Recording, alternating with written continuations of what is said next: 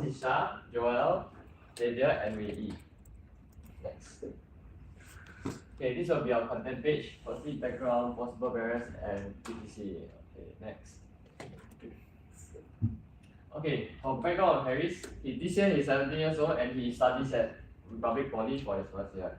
And then he's easily influenced by his peers because he needs people to accompany him to exercise. And then he prefers to spend his time alone at home because he has a very sedentary hobby, which is gaming for long hours.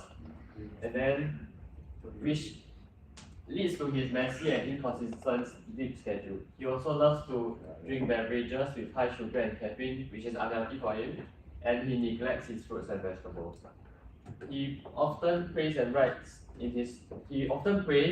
and also writes in his journal to release stress when he's in his low moods. Additionally, he also confides in his mother when he's feeling low about life. Other than that, he only takes 15 minutes brisk walks to school, which is his daily activity. Okay, so I'll be talking about the possible barriers that Harris might be having on all his habits. So I'm starting off with sedentary behavior. So sedentary behavior is basically daily habits that require really low amounts of activities, which is sitting down, playing games, like one's habits. Okay, so sedentary behavior is usually a barrier that comes from daily habits like building up every single day. So like he doesn't have the motivation, or individual doesn't have a motivation to actually work on themselves, and like it's actually built on convenience and preferences every day for like less physically demanding activities. The next one is social factors. This barrier talks about an individual getting affected by the people around him, like his friends, his family. It actually depends on whether his friends or family actually exercise or like do exercise lah. Yeah. Let's say like if like there's no one to actually look upon and like to actually motivate him to do the activity that The next one is low perceived confidence. This barrier talks about his actual confidence as an individual, and it can actually affect how he plays by like, comparing himself to others and actually believing that due to a lack of experience, he cannot perform as well as other people. Yeah. Okay, so I'll be touching on how these barriers affect Harris's behavior, health, and wellness. So it's specifying his points about the barriers. So firstly, entrenched patterns of inactivity. So Harris's behavior is he avoids exercise, and so he's stuck in this routine of inactivity, which makes it harder to like break the cycle and start like better habits to do more physical activity. And how this affects his health and wellness is his fitness level will decline, and his stamina will be reduced, leading to like poorer cardiovascular health also. And this also leads to like low energy, and like lack of physical activity will contribute to like stress, anxiety, and other his overall mental well-being. So it also affects like his physical well-being, where he will like feel sluggish and less confident in life. Next is the social factor on his family and friends not being keen to run with Harris. So this will so without his social support, right, he will feel less motivated to run by himself and will skip like daily workouts because no one is encouraging him or like joining him in such activities. So this will result in a lack of regular exercise, and possible weight gain, poor heart health, and like reduced endurance, which is what I say for the entrance sentence of inactivity also. So this having like less social support will also lead to like isolation and lower his mood, so he might feel discouraged and it will affect his overall motivation. Lastly is perceived competence. So because he's being left out by his friends, and so he may feel unvalued by them, and he might withdraw himself from group activities. So his participation will be reduced in like school or like at home, which also means that he will participate in less physical activities, and his self-esteem will also drop, and he might feel lonely or excluded, and less willing to try out new activities to improve his overall health. Next. Okay, so I'm gonna talk about habits and okay, so what is habits? Is basically automatic behavior triggered by recurring environmental cues, meaning like it's triggered by things that repeatedly occur like around them or like things that they are used to, and then is developed through repetitive behavior and learned stimulus responses, meaning that is developed through like a repeated behavior, and it sort of like automatically becomes their response to like certain situations. And then during times of stress or other problems, people rely on them because they are basically like they feel more comfortable, or like it's easier to rely on their habits when things happen. Okay, then Harris's current habits. Han briefly went through this, but I just like split them out into like the good and bad habits. So he prays when he feels low. He writes a journal and confides in his mother. So he basically has like quite a good like emotional wellness habits, and then one good physical wellness habit is 15 minutes of brisk walk to school. And then the bad habits that he has would be high screen time, basically a bad diet, and struggles to wake up and very tired in school. Okay. Okay, so how can habits benefit Harris's health? Okay, there's three different habits. One would be, the first is engaging in physical activity, like maybe it's 2.4 or like going to the gym. Okay, so physical activity will help him will benefit has physical benefits. Maybe like better lung and heart health, and then I can improve his cardiovascular health, and basically his overall fitness can help him achieve his like his whole 2.4 timing. And then mental and cognitive benefits. Physical activity can actually help with someone's like memory and attention span.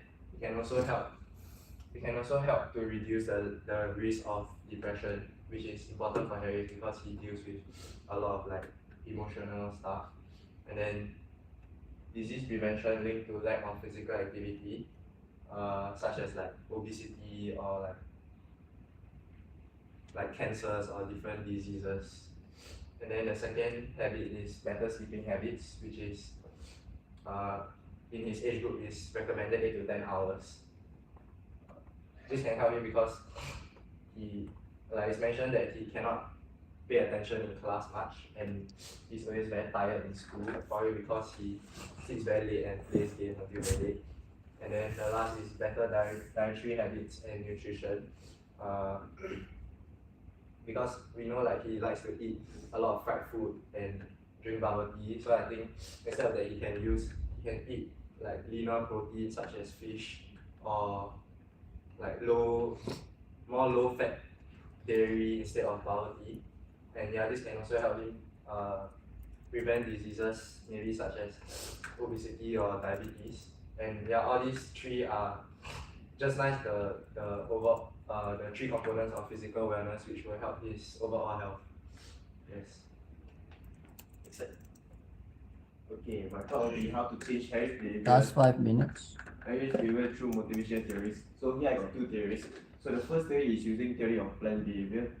There are three factors. First is attitude. Harry's attitude towards physical exercise is like it's like a chore for him. It's like so hard for him. So how we can change that is runs leads to better sleep plus emotional spiral. So basically what this means is because he don't really like running, but he wants to improve his physical fitness by running. Then from here we can link it back to him playing games. So by running regularly can also help him like feel guilt free of playing games. So for example, one run equals to 1 hour of guilt gaming. Guilt-free gaming. Okay, then next slide is subjective norm. So from his social life is he prefers someone to accompany him during exercises. So finding just one friend with who says I'll try run with you a week can really change his perspective of running can be a good thing for me to do regularly to increase my fitness. Then perceived control. So this can lead him to running immediately after school because he's living quite near to RP, and also because RP has polytechnic have not much of a requirement for your attire, so you can be wearing running clothes to school and run at school or to home, so can be an option for him.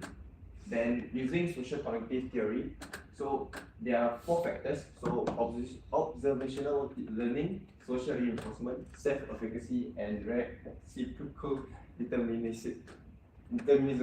So the first one is observational learning. So by giving him an option to join RP beginner 2 km walk to jog group can lead him to be having an environment that he can actually be open to explore running with others, and then he'll experience and learn from them. So this can lead him to have social reinforcement.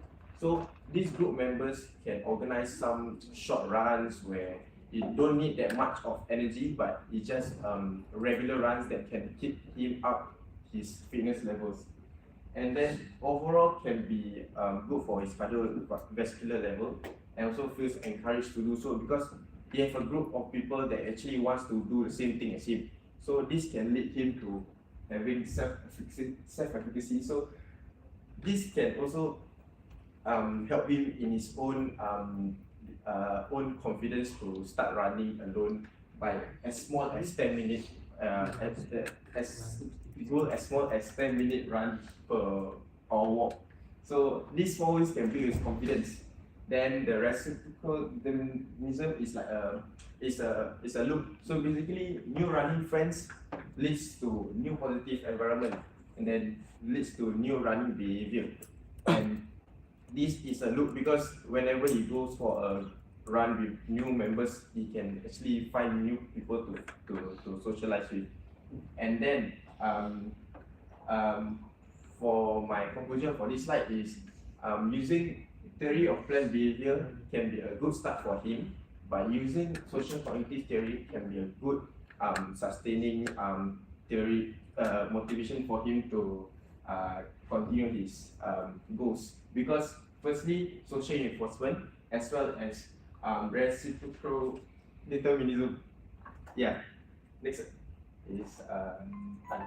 Okay, moving on to strategies and conclusion. Based on what That's we know your about 15 Harris, minutes. we can understand that he has a very sedentary lifestyle and he has no motivation to start because he has no peers to guide him. So we'll be using a specific smart goals for him to encourage him to push himself further. So Harris would aim to join the beginners 2 km walk since he already has a background of 15 minutes brisk walk to school. So it will be a night jog, it will be a walk to jog for him. He can go at his own pace and he doesn't have to rush to keep up with other competitors. And then he can do this 3 times per week, so it's also measurable, 2 km beginner walk. And then he can also start by slow jogging. Since he's already walk every day, so he might be more used to, he already has a physical base. He's not very sedentary, he only has walking, he only has like walking experiences for like daily lah. So jogging will be easy for him and he can go at his own pace. Then it's relevant because as Harris does his jogging with the school, he can also at the same time make friends with people that has the same interest and also a beginner like him. So it will be easier for him to find friends that are at his fitness level, and then he can continue to pursue higher levels of physical activity like the intermediate level or the advanced level after he has gotten used to the beginner one. And then the time bound is 3 times per week, so he'll be joining this activity 3 times per week for the 2 km beginner walk. So our conclusion, starting off with small goals for Harris can improve his confidence to further pursue higher levels of fitness activity, and then after this he can progress to have bigger goals in future, and then strengthen his physical health and increase his fitness level as well. Thank you. You went 2 minutes beyond the time that was allocated. Okay, thank you.